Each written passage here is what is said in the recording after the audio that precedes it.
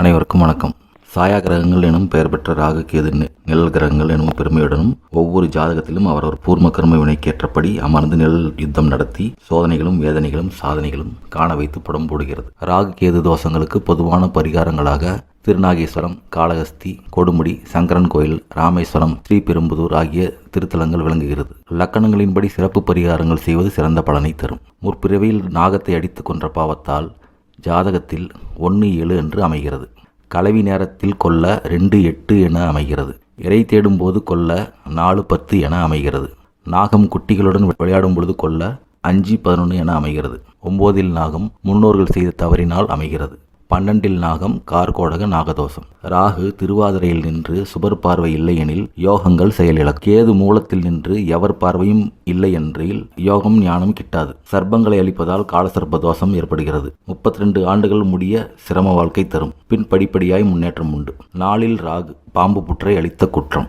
குரு லக்கணத்தின் பாதகனாகி 6, 8, 12 நின்று அதன் 1, 4, 7, 10 ராகு நிற்க மகாபத்ம நாகதோஷம் அமைகிறது. ராகு மற்றும் 6, 8, 10 தனித்து இருக்க தட்சக நாகதோஷம் அமைகிறது. 9 ராகு நிற்க முற்பிறவியில் பாம்பாயிருந்து மறுஜென்மத்தில் மனித பிறவி எடுத்துள்ளதாக அர்த்தமாகும். ராகுவின் நாளில் மாந்தி பாம்பு புற்றை இடித்த குற்றம் புத்திரதோஷம் தரும். தத்து பிள்ளை யோகமாகும். ராகு கேதுக்கிடையில் லக்கணம் உள்பட அனைத்து கிரகங்களும் அடங்குவது காலசர்ப்ப தோஷமாகும். தனித்த ராகு கேதுவானால் கொடிய காலசர்ப்ப தோஷமாகும். காலசர்ப்ப தோஷம் வேறு, காலசர்ப்ப யோகம் வேறு. கேதுவில் தொடங்கி ராகுவில் முடிய காலசர்ப்ப தோஷம், ராகுவில் தொடங்கி கேதுவில் முடிய காலசர்ப்ப யோகமாகும். லக்கணம் ராசி ஒன்றாகி காலசர்ப்பம் அமைய அதிர்ஷ்டம். ராகு கேதுவுடன் கிரகம் கூட காலசர்ப்ப தோஷம் இல்லையெனிலும் நின்ற வீட்டதிபதியுடன் கூட நின்ற வீட்டதிபதியின் பார்வை பெற தோஷம் உறுதிப்படுகிறது. மேச லக்கண நாகதோஷ பரிகாரங்கள். மேச லக்கணமாகி ராகு அல்லது கேது 1-7 5-11 நாகம் நிற்க நாகதோஷமாகும். லக்கணத்தில் நிற்க திருமண தடை என்றாலும் அயல்நாட்டு பயணம் அமையும்.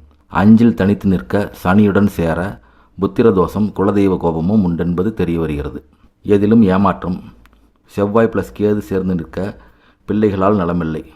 குரு + ராகு கூட தீமை விலகி சுபத்தன்மை. 5 நாகம். ஞாயிற்றுக்கிழமை ராகு காலத்தில் அபிஷேகம் செய்து பால் பழம் நைவேத்தியம் செய்து ராகு அஷ்டோத்திரம் சொல்லி துர்க்கைக்கு குங்கும அர்ச்சனை செய்ய 18 ஞாயிறுகளில் தோஷம் நீங்கும். 7 நாகம். நினைத்தபடி வாழ்க்கை அமையாது. நோயாளி துணை.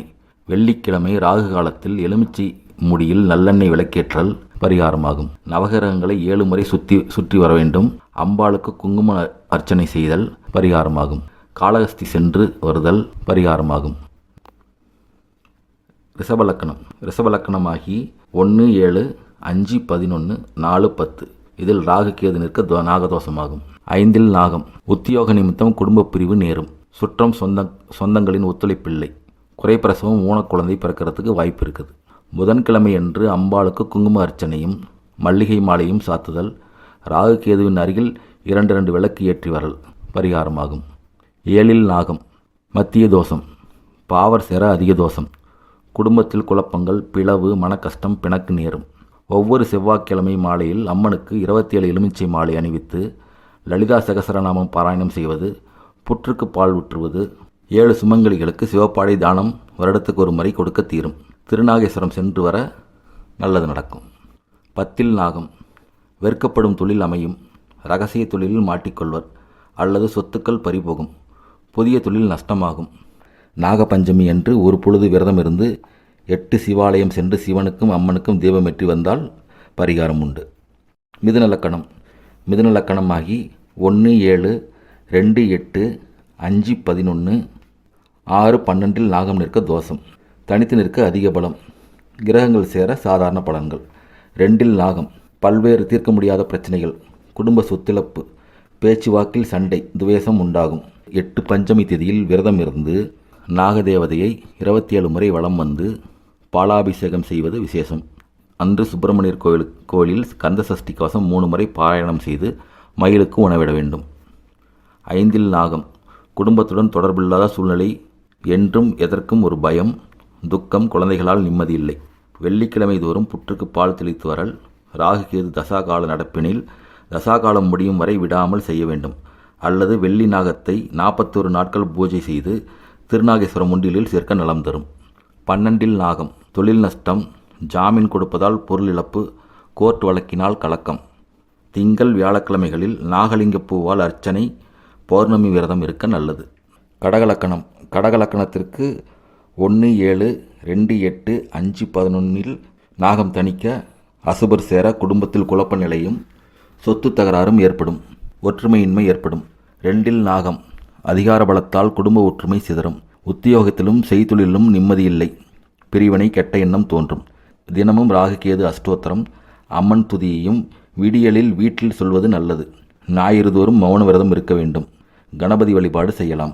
5 நாகம் எல்லா கவலைகளையும் விட பெருங்கவலையாக புத்திரர்களின் கவலையே இருக்கும். அவர்களின் படிப்பு ஆரோக்கிய குறைவு கவலை தரும். பீட பரிகார ஹோமம் ஒன்றை கணபதி ஹோமத்தோடு செய்ய வேண்டும். வியாழந்தோறும் விஷ்ணு சகசரநாமம், கந்தசஷ்டி கவசம் சொல்லவும். நாகதேவதையை 3 முறை வலம் வந்து வணங்க வேண்டும். அம்மனுக்கு பால் காவடி எடுப்பதும் நல்லது. இதில் ஏதேனும் ஒன்றை செய்யலாம். 7 நாகம் 3 பரம்பரையாக நாகதோஷம் தொடர்கிறது. களத்திரத்தால் நிம்மதி இல்லை, காதல் தோல்வி, விவாகரத்து நேரும், துர்மரணம், சிலருக்கு 2வது துணையுடன் வலுக்கட்டாய தொடர்பு ஏற்படும். அதனால் கேவலமான நிலைக்கு ஆளாவார். இது வலுத்த தோஷமாகும். இதற்கு பரிகாரம் நாகதேவதை பிரதிஷ்டை செய்து 1 மண்டலம் பூஜை செய்து அதை காளகஸ்தி அல்லது உள்ளூர் சிவன் அல்லது அம்மன் கோயிலில் வைக்க வேண்டும். அல்லது செவ்வாய் என்று நாகவிரதம் இருந்து செவ்வாடை அம்மனுக்கு சார்த்தி லலிதா சகசரநாமம் சொல்லி அர்ச்சனை செய்ய வேண்டும். இவ்வாறு 27 அல்லது 41 வாரம் செய்ய முற்பிறவியில் செய்த கலஸ்தர பாவம் போகும். லட்ச தீபம் ஏற்றலாம். அம்மனுக்கு பட்டுப்பாவாடை சாற்றி 7 குழந்தைகளுக்கு அன்னதானம் செய்யலாம். சனிக்கிழமை தோறும் வெள்ளருக்கும் பூமாலையை விநாயகருக்கு சாற்றி வர தோஷம் விலகும். அவரவர் வசதிக்கேற்றபடி ஏதேனும் ஒன்றை தேர்ந்தெடுத்து செய்ய வேண்டும். 8 நாகம் வெளியூர் வாசம், விஷஜந்துக்களால் அபாயம், மன நிம்மதியின்மை, உயிர் பயம் உண்டு, குடும்பத்தில் நிம்மதியற்ற நிலையை தரும். சனிக்கிழமை தோறும் பெருமாளை நினைத்து ஒரு பொழுது விரதம் இருப்பது, விநாயகருக்கு எண்ணெய் அபிஷேகம் செய்வித்து செம்பருத்தி மலர் சூடி விளாம்பழம் கரும்பு நெய்வேத்தியம் செய்து 12 முறை வலம் வருவது, 8 சனிக்கிழமை 8 அம்மன் கோயிலில் சென்று லலிதா சகசரநாம பாராயணம் செய்வதும், 8 கன்னிப்பெண்களுக்கு அன்னதானம், ராமேஸ்வரம் சென்று கடலாடி சிவனை வழிபட தோஷம் நிவர்த்தியாகும். இந்த தகவல் உங்களுக்கு பயனுள்ளதாக இருந்தால் நம்ம சேனலை சப்ஸ்கிரைப் பண்ணுங்கள், உங்கள் நண்பர்களுக்கு ஷேர் பண்ணுங்கள். உங்களுக்கு ஏதாவது சந்தேகம் இருந்தால் கமெண்ட் பண்ணுங்கள். நன்றி.